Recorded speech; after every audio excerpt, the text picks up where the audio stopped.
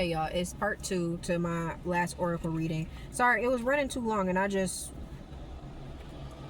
was just running too long. So I'm gonna try to wrap this up as quickly as I can. So what Inoskazana is one of the cards that came out as well.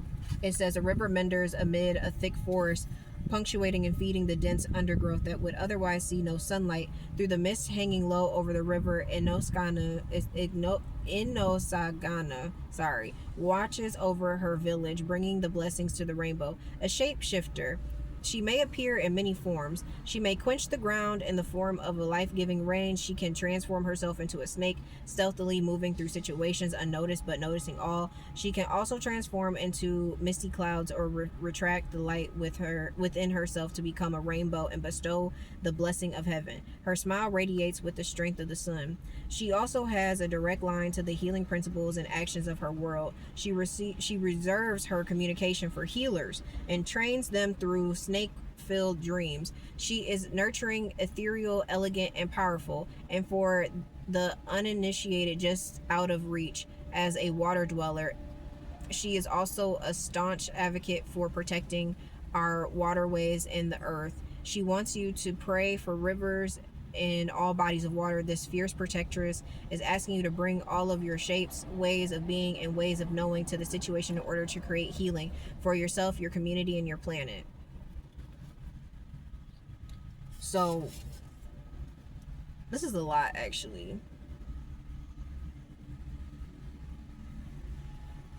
This says invitation. Bring all of your seemingly disproportionate parts to the situation at hand. Welcome every iteration of yourself and shine. So what I'm getting is like, even through like the trials and tribulations that we've been talking about, like there's a way through it, and she's there to help protect and guide you through it. She's a spirit that you can call upon if that's what you would like to do.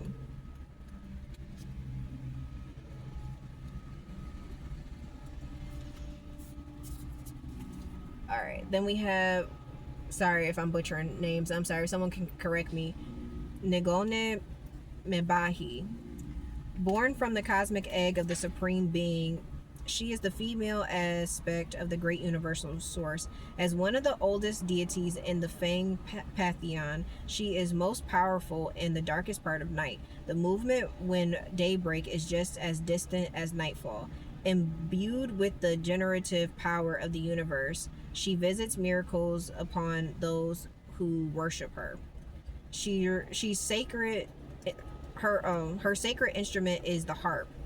The musical notes spring from the plucked strings and weave themselves into the melodies that pierce the ancestral veil, carrying messages from this realm to theirs. She uses the harp to communicate the prayers, evocations, and invocations of the earthbounds to the beings who reside in the ancestral lands. The songs she plays are complex and nimble, and the messages also travel from the ancestors to you.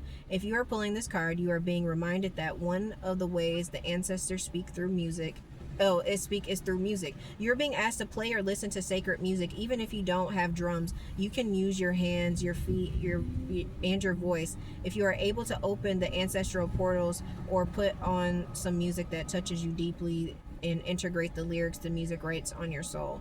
So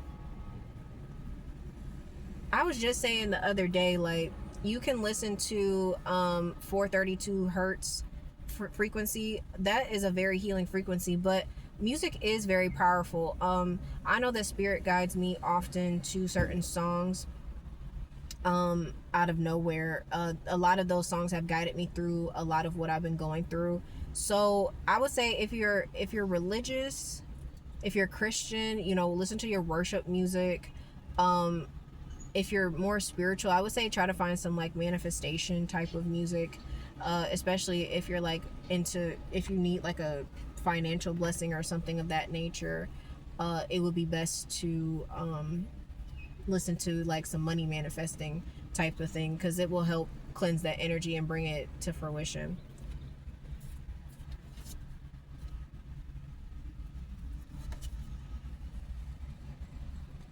All right, let's go to the next one. This one is Zanahari. It says Zanahari is many things to the people of the island country of Madagascar. There are many versions of this deity in various Malagasy cosmologies. You can find Zanahari represented as above slash below as the directions north, south, east, and west, or as the supreme deity. Let's just skip to the end of it. If you draw on this card, the ancestors are asking you to notice those moments where your visibility is being compromised, either by others or by your own doing. Be confident in what you create and where your strengths lie and in what your contributions are. You are emboldened to claim all of who you are. Okay, so there could be some people right now who are trying to, I hate saying this, but it's true because it's what people be doing. Somebody tried to bury you. Someone tried to bury you. They tried to bury your light, your essence. This is where those smear campaigns and those the slander and all of that comes from. That's kind of that. And so it's like they want people to see you in a negative light because they don't want people to follow you. They don't want you to have the influence that you have. But a lot of these people, what your enemies really don't understand is sometimes they think that they're burying you, but you're really a seed and you're being planted.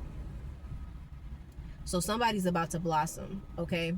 You're about to, because I'll say this, and maybe this might help you feel a little better.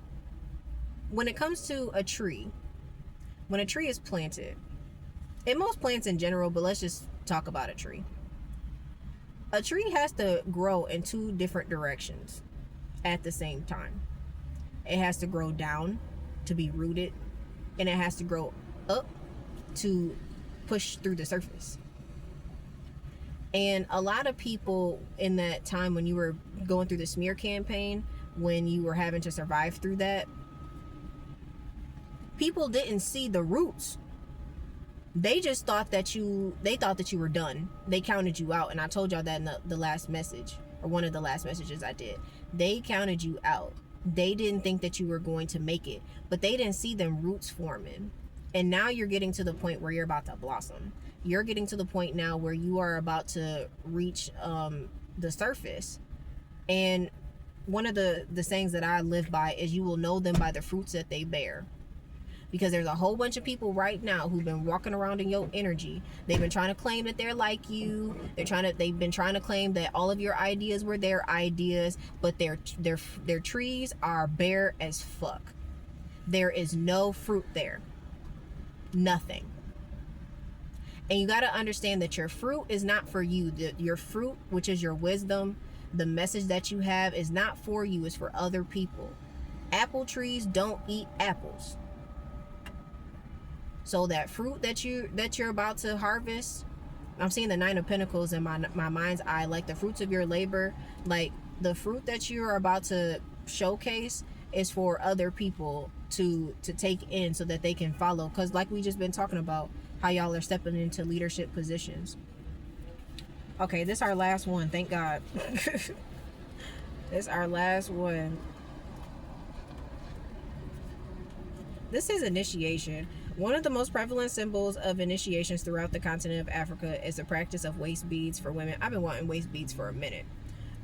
They were worn by women in a number of countries, including Chad, Ghana, Guinea, Kenya, Mali, Nigeria, Senegal, South Africa, Sudan, Tanzania, and Zambia, symbolizing a readiness for the next juncture to rule in life.